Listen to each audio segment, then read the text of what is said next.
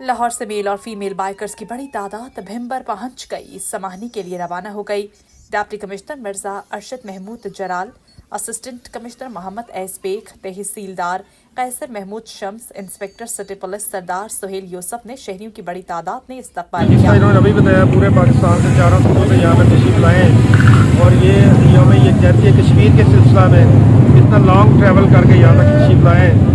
اور ہم ان کے اس جذبے کو سلام پیش کرتے ہیں اور یہ بڑی ایک طویل سفر کے بعد ہمارے پاس پہنچے ہیں اور ہم انہیں یقین دلاتے ہیں کہ انشاءاللہ جو پاکستان اور کشمیریوں کا آپس میں رشتہ ہے وہ اسی طرح قائم دائم رہے گا اور یہ جو یکجہتی ہے یہ بھی انشاءاللہ اسی طرح قائم دائم رہے گی اور تحریک آزادی کشمیر کو بھی ہم اسی زور و شور سے جاری و ساری رکھیں گے جب تک کہ کشمیری اپنا جو بین الاقوامی طور پر مسلمہ حق خود ارادیت ہے وہ اس کا اصول ممکن نہیں ہو جاتا اور ساتھ ساتھ مقبوضہ کشمیر کے ہمارے بہن بھائی اور حریت کانفرنس کی لیڈرشپ ان کی اسٹرگل کو بھی ہم سلام پیش کرتے ہیں اور ان کو یقین دلاتے ہیں کہ پاکستان اور کشمیر یک جان دو قالب ہیں اور جس طرح قائد اعظم رحمۃ اللہ علیہ نے کہا تھا کہ کشمیر پاکستان کی شاہراہ ہے، یہ اس کا منہ بولتا ثبوت ہے۔ اسی سلسلہ میں آج شام کو سمانی میں یہ ہمارے بائکرز دوست وہاں پہنچیں گے تو شام کو وہاں پہ ایونٹ ہوگا جس میں پرائز ڈسٹریبیوشن اور یہ جو ہمارے دوست ہیں اپنے خیالات کا بھی اظہار کریں گے یوم یکجہتی کے حوالے سے، مسئلہ کشمیر کے حوالے سے۔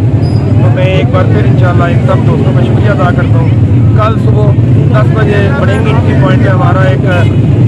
گجرات پاکستان سے کچھ دوست آئیں گے، گجرات کے ڈی سی صاحب اور باقی لوگ وہاں سے آئیں گے تو وہاں ہم ایک فنکشن کریں گے یوم یکجہتی کا جس میں انسانی ہاتھوں کی تنظیم بھی بنائی جائے گی۔ تو آپ تمام کا بھی میڈیا کے دوست یہاں پہ تشریف لائیں، آپ کا بھی بہت شکریہ کیونکہ ان دوستوں نے اب آگے سمانے کے لیے نکلنا ہے۔ بہت شکریہ، بہت مہربانی۔